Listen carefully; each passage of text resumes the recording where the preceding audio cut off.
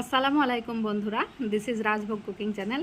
আজ আমি আপনাদের জন্য নিয়ে এসেছি একটি মিক্সড ভর্তা রেসিপি। তো মিক্সড ভর্তা রেসিপিটি করার জন্য আমি কড়াইতে তেল গরম হতে বসিয়েছিলাম। তেল গরম হয়ে গেলে আমি পাতলা পাতলা করে কেটে রাখা আলু, কুমড়ো এবং ওলগুলিকে সুন্দরভাবে ভেজে নিয়েছি। ওই একই কড়াইতে এখন আমি দিয়ে দিলাম সরিষার তেল এবং এখানে আমি অ্যাড করে দিয়েছি শুকনো লঙ্কা, কাঁচা লঙ্কা, পেঁয়াজ এবং রসুন কুচি। এগুলিকে আমি ভালোভাবে ফ্রাই করে নেওয়ার পর দিয়ে দেব কয়েকটা কালো সরিষা। তো কালো সরিষাগুলি দিয়ে আমি ভালো করে ফ্রাই করে উঠিয়ে নিলাম সিলভারটাতে। এখানে আমি অ্যাড করে দিলাম সাদা লবণ। তো লবণটি অ্যাড করার পর এটিকে আমি সিলভারটাতে বেটে নিয়েছি। তো বাটা হয়ে গেলে আমার মিক্সড সবজিগুলো আমি উঠিয়ে নিলাম সিলভারটায়। এবার আমি এগুলিকে ভালোভাবে ঘষে ঘষে ভর্তা বানিয়ে নিলাম। তো এবার আমি এগুলোকে হাতের সাহায্যে ভালোভাবে দোলে ভর্তাটা বানিয়ে নিয়েছি। শেষে আমি দিয়ে দিলাম এক কোয়া লেবুর রস। তো লেবুর রসটি দিয়ে সামান্য পরিমাণ লবণ অ্যাড করে আমার ভর্তা রেসিপিটা রেডি হয়ে গেছে। আমার রেসিপিটা যদি আপনাদের ভালো লাগে একটি লাইক এবং সাবস্ক্রাইব অবশ্যই করে দেবেন।